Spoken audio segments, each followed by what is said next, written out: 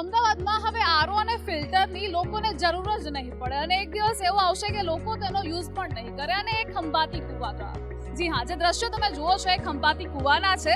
ખંભાતી કુવા એટલે એક સાથે ડબલ બેનિફિટ કે જ્યાં વરસાદી પાણીનો સંગ્રહ તો થશે જ, પરંતુ જે બગાડ પાણીનો થઈ રહ્યો છે તે પણ નહીં થાય.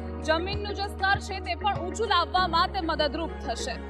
જો કે ખંભાતી કુવાનું બાંધકામ એક ખાડ કુવા પદ્ધતિથી થાય છે. ખંભાતી કુવા બનાવવાથી ટ્યુબવેલ પણ રિચાર્જ થઈ જાય, પાણી ફોર્સમાં આવે છે, ભૂગર્ભ જળનું જે સ્તર હોય છે એ ઊંચું આવી જાય છે અને એટલે જ તેના ફાયદાઓ અનેક છે. અમદાવાદના અનેક એવા વિસ્તારો છે કે જ્યાં આ કુવા બનાવવામાં આવી રહ્યા છે.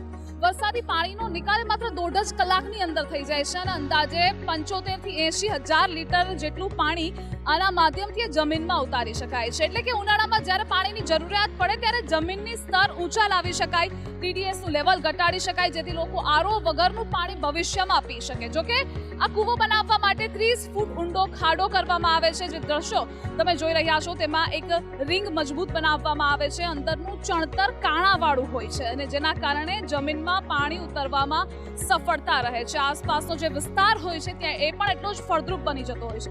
જોકે જ્યાં બધું પાણી ભરાતું હોય, સપોઝ સ્કૂલ છે, નર્સરી છે, જંગલ વિસ્તાર છે કે કોઈ પણ એરિયા છે, ત્યાં તે ઉપયોગી સાબિત થઈ છે. એટલે કે ઓવરઓલ જોઈએ તો આ ખાડ કુવા જે પહેલા બનાવવામાં આવતા હતા તેનું એક એક્સટેન્ડેડ વર્ઝન એટલે ખંભાતી કુવાને કહેવાય છે અને સૌથી વધારે આશીર્વાદરૂપ અમદાવાદમાં ખંભાતી કુવા હાલ બની રહ્યા છે. અનેક લોકો તેનો ઇનિશિયેટિવ પણ લઈ રહ્યા છે અને પ્રયોગ પણ કરી રહ્યા છે. કેમેરામેન વિકી ઠાકોર સાથે પરમાર ધ્રુવી શાહ, ગુજરાત ફર્સ્ટ, અમદાવાદ.